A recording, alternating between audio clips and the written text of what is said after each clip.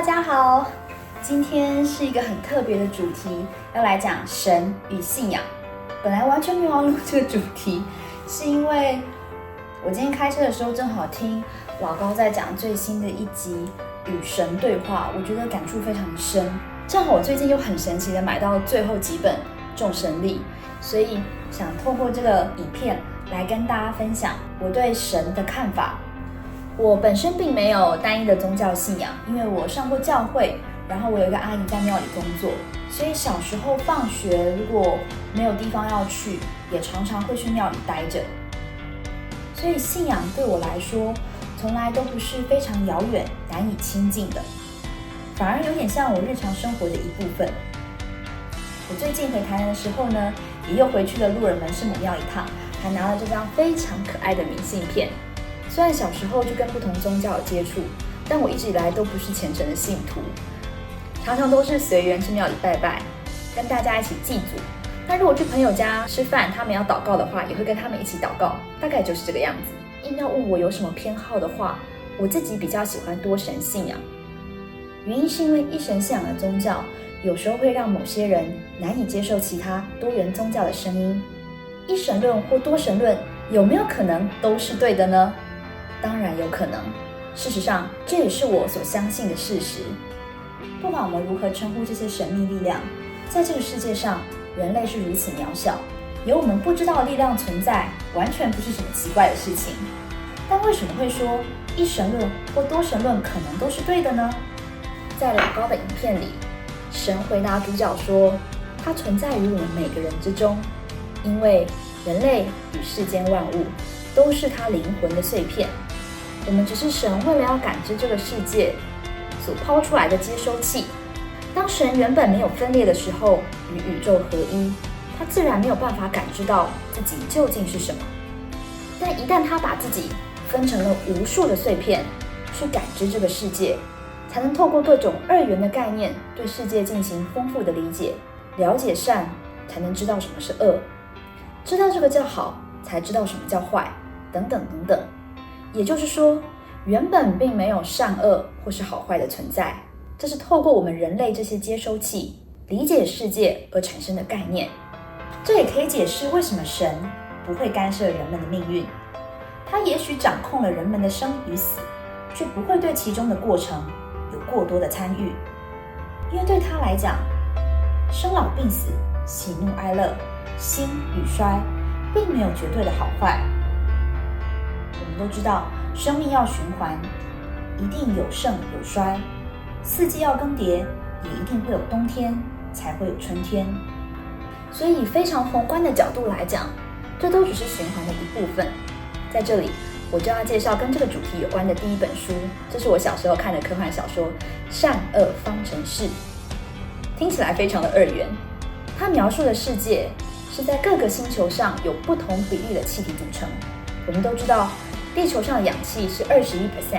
在其他的星球上，当氧气浓度比较高，生物也容易长得比较高、比较壮。但是，那就代表他们能够比地球人有更多的幸福感吗？却不尽然。他们也许科技能更快比我们达到更先进的程度，却未必在心灵上觉得比我们更富足。所以，与其说这本书刻意地强调了善恶以及二元，我倒觉得它是透过二元来表达一个合一的概念。其实不管善与恶的比例有多少，终究是一件事的一体两面。当环境跟心境有所改变，劣势就可能变优势，优势也可能变劣势。当我们理解到所谓善恶或是好坏，只是我们人类作为接收器在体验世界的过程当中所感受出来的概念之后，就会知道对神而言，这些情绪与资讯都是平等的。这么说来，岂不是很让好人绝望吗？以前我们都会觉得善应该要善报，恶要恶报。如果老天爷不能替我们主持公道，我们又要如何在这个世间遭受挫折与打击的时候，持续坚信我们的善心，行善道呢？我相信，如果宇宙是中性的，神也是中性的。与其说善有善报，恶有恶报，不如说善会产生善的循环，恶会产生恶的循环。就像老高影片里面所说的，神或宇宙与我们人类沟通的时候，所使用的并不是言语，而是情绪，次之是经验与记忆，最后才是言语。也就是说，就像吸引力法则里面提到的，当我们今天有善心善念，向宇宙传达出正向的讯息与频率的时候，它接收到了你的讯息，用一样的频率回答你，让你进入一个正循环或是善的循环，听起来好像蛮合理的。反之，如果你每天闷闷不乐，一直向宇宙传达负能量，它理所当然不是会很合理的觉得我也应该要用负能量来回应你吗？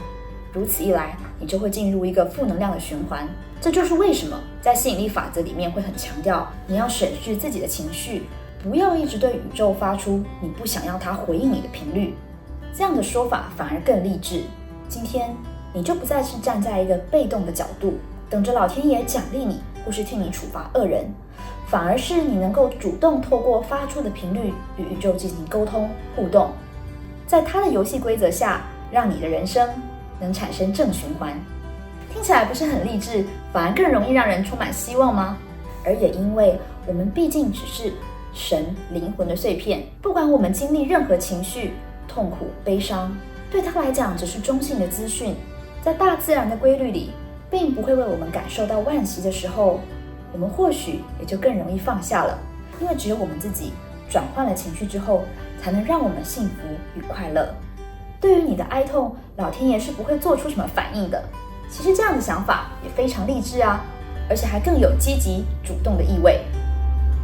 对于神是透过情绪来跟我们互动这件事，就要来到我介绍的第二套书，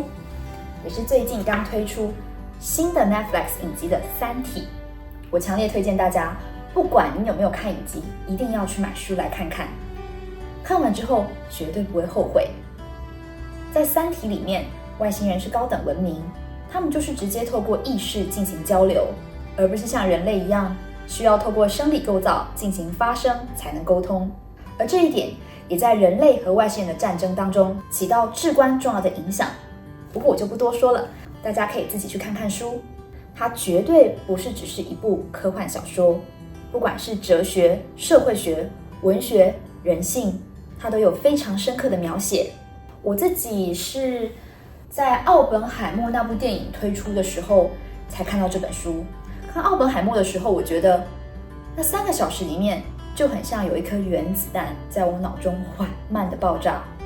而我非常幸运的能够细腻的观赏到那壮丽的过程。但是看《三体》的时候，我每隔几页就会有哇，原子弹又在我脑内爆炸那种不可思议的感觉，如此频繁，真的让人非常痛快。所以大家一定要看看。再来就是老高的影片有提到的，神有跟主角提到，他其实是24小时不间断的在跟人类发送讯息，只是人们大多无法感知。这跟我喜欢的另外一套小说《五神传说》里有类似的概念。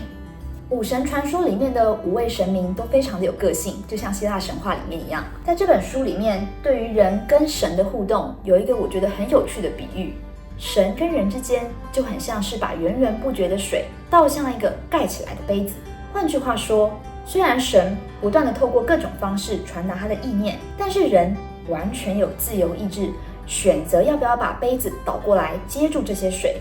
这跟与神对话里面提到的人与神的互动非常类似。也许神决定了我们的生死，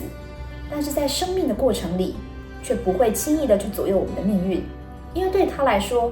不管我们有了什么经历，有了什么情绪，他都一概承受，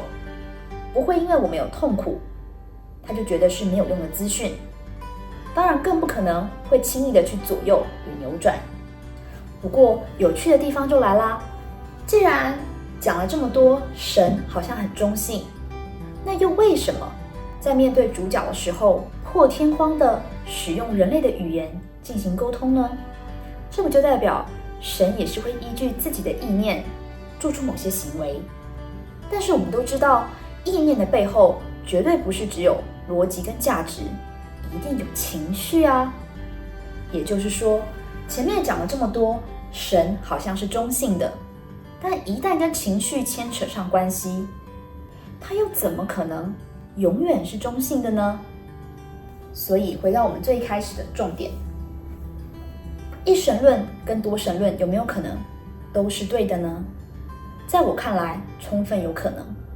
如果神只有一个，但是它却会因为各种各样的情绪而有不同的表现，那么人们在诠释神的过程当中，为他的各种情绪表现画出了不同的神旨，展现了不同的面貌，也不是什么奇怪的事。所以不管是一神论还是多神论，有可能都是一个真相的不同解释罢了。那最后我要跟大家来分享我非常幸运与众神力相遇的过程。我是在简少年老师的频道看到台湾设计师 Misk 出了一款非常美丽、非常用心的2024年日历，但那时候日历早就卖完了。偏偏我看到影片的那天，他们正好要在台北贩售最后200本库存，所以我就马上冲到台北，大排长龙买了这份日历。在这套日历里面呢，他会每天跟我们介绍不同神明的小故事，或是不同宗教信仰的一些概念，让我们能对不同宗教的神明与信仰有更加深刻的理解。更有趣的是，里面的每位神明团队在画的时候都有请示过他们画的 O 不 OK， 还会有些神明说你把我画得太老啦，我的火焰不够多啊，等等等等，非常的有趣。它的外壳也非常美，我家的油漆因为底色其实是灰色，所以摆在我家的饭桌上也非常合适。很开心能遇到这个机缘，希望也把这些福气分享给大家。最后来说一下我对信仰的看法。前阵子我刚跟我的同事提到这件事，我认为信仰呢，不在于神秘力量是否真的存在，而在于自己相信我们与神同行。原因是我们就能够透过行动展现神性，传达我们的思想，实践我们的价值，帮助他人，也度化自己。希望今天的分享对大家有帮助，一定要去买《三体》来看哦。希望2024年每天都能与神同行。那今天的分享就到这里，谢谢大家，拜拜。